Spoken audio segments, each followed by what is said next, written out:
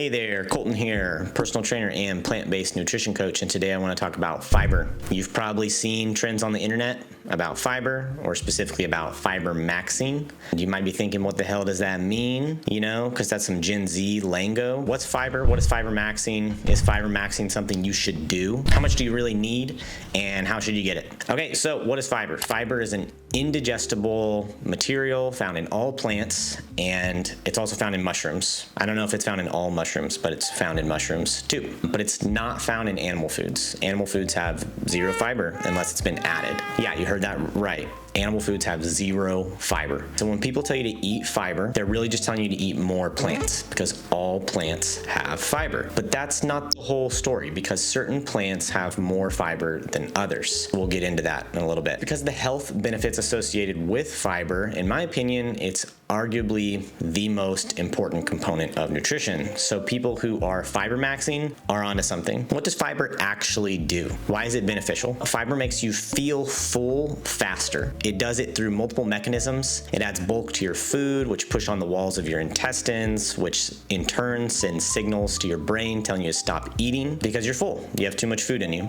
It slows gastric emptying, making food take longer to travel through your small intestine, which causes digestion of nutrients to be more gradual, which is the exact opposite of eating low fiber, high calorie foods like most ultra processed foods. It triggers the release of satiety hormones like GLP-1, which I'm sure you've heard of because of the popularity of pharmaceuticals like Ozempic, which is a weight loss drug. So yeah, satiety signaling is a really important part of weight loss, and eating more fiber can help you with that process. Fiber also significantly lowers LDL cholesterol. It does this by binding with bile acids in the colon, and basically after it binds with the bile acids in the colon and ejects the bile acids in your feces, that's right, your body has to make more, and it uses cholesterol to do that, thereby lowering your cholesterol. There's been some evidence that fiber maybe even helps remove PFAS, or forever chemicals, but that's in animal research, so not conclusive at all.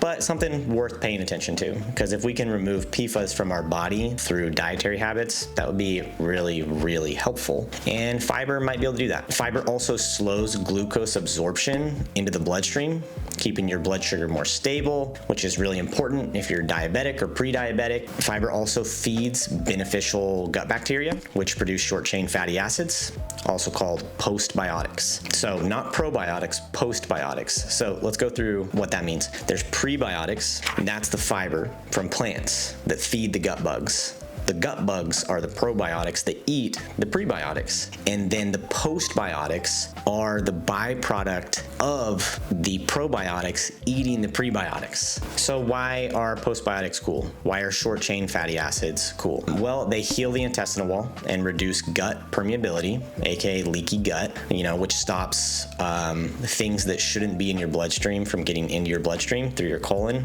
That's a bad thing. You don't want that. And they probably do this because they serve as the primary fuel source for the cells lining your colon. So they help heal your intestinal wall. They provide energy for the walls of your colon. Good stuff. Short chain fatty acids also improve insulin sensitivity, metabolic health, reduce systemic inflammation, stimulate the release of satiety hormones like we talked about earlier, like GLP-1. So another layer of satiety suppression, I guess. And let's talk about how fiber is associated with longevity benefits. Everybody wants to talk about longevity these days. Let's do it. So in population-wide studies, fiber is consistently associated with increased longevity, basically for all the reasons that I already outlined. The fiber helps improve metabolic health, stave off type 2 diabetes, 7th leading cause of death in the United States, by slowing glucose absorption, reducing overeating. It also significantly reduces LDL cholesterol through the mechanisms that I talked about earlier, which leads to better cardiovascular health, reduces your risk of heart disease, which is the #1 killer worldwide, pretty sure. I know it's the #1 killer in the US, but I also think it's the #1 killer of humans worldwide. It also helps reduce your risk of colon cancer, like significantly. Every 10 gram per day increase in fiber consumption is associated with about a 10% reduction in colon cancer risk, which is the #1 fastest growing cancer in young people.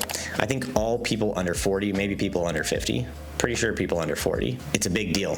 And fiber consumption is consistently inversely correlated with C-reactive protein, which is a marker of systemic inflammation, which in itself is a marker of age-related disease. keys. So now that you're sold on fiber, you need to know how much you should get. And most people will say a minimum of 30 grams a day, but people eat different amounts of food. So what does that really mean? So I think when people say this, what they're really saying is people who eat a 2,000 calorie a day diet should be getting 30 grams a day. For every 1,000 calories you eat, you should get 15 grams of fiber. So if you're eating 2,000 calories, 30 grams a day minimum. But if you're eating a 3,000 calorie a day diet, which is closer to what I eat, then 45 grams a day is much better. And those are the minimums.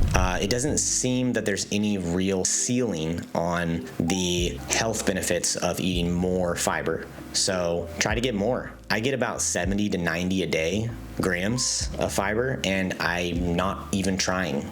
I just eat a lot of plants. That may sound like a challenge. Like right now you might be eating very little fiber. Maybe you're coming off a low carb diet, and so you've been eating very, very little fiber. Fiber is a carb, by the way. Wow. And you can't just nuke your guts with 40 grams a day of fiber if you've only been getting 5 grams of fiber a day. That's just not a good idea. You want to build up slowly. So going too fast can cause bloating, and you're going to want to add fermented foods to help your gut build biodiversity faster. So basically the reason why you're not able to tolerate more fiber is because your gut diversity is low. So you want to build gut diversity so you can tolerate more fiber. Fermented foods like sauerkraut, kimchi, yogurt, those things really help with that. So trying to eat fermented foods every day is a really powerful way to increase your gut biodiversity so that you can tolerate more fiber, which is also going to in turn help increase gut biodiversity. All right, so add a little bit at a time. Think of it like strength training. Every week you go to the gym, you add a little bit of weight to the bar. That's how you get strong. So every week try to add a little bit more fiber to your diet, and that's how you make your gut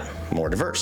And if your gut's more diverse, it's stronger. So it's the same thing. It's just gut strength training, but not too much all at once. Right? Just like with strength training, you're not going to add 100 pounds to your bicep curl every week. That would be ridiculous. So you're not going to add 40 grams of fiber to your day out of nowhere. It's just not a good idea. Think about it like this. If you're eating 10 grams of fiber a day now, maybe this week try to eat 15 grams of fiber a day. And then next week, 20 grams of fiber. And then the week after that, 25 grams. And the next week after that, 30 grams, right? It's like a strength training regimen.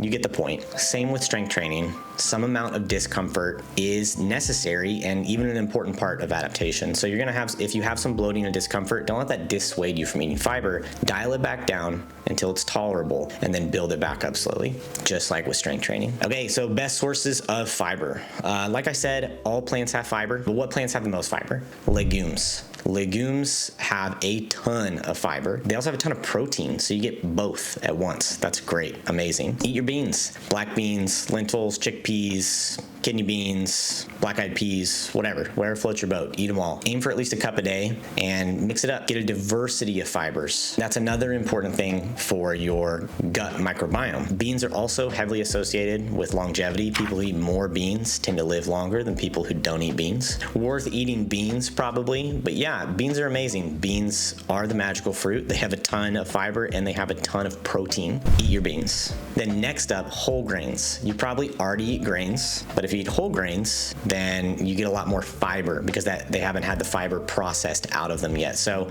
whole grains, things like oats, barley, whole wheat is good if you can tolerate that. There's also brown rice, millet, quinoa, buckwheat. It's all good. They all have, varying levels of fiber, but they all have significantly more fiber than processed grains. And then seeds, especially flax and chia seeds. A tablespoon or two of flax and chia seeds is going to go a long way. Plus, you're going to get some omega-3 fatty acids along for the ride. And then other nuts and seeds, right? They have a lot of fiber too. I'm talking walnuts, almonds, pumpkin seeds, sunflower seeds. Just don't overdo it on the nuts and seeds. Just a handful, boom.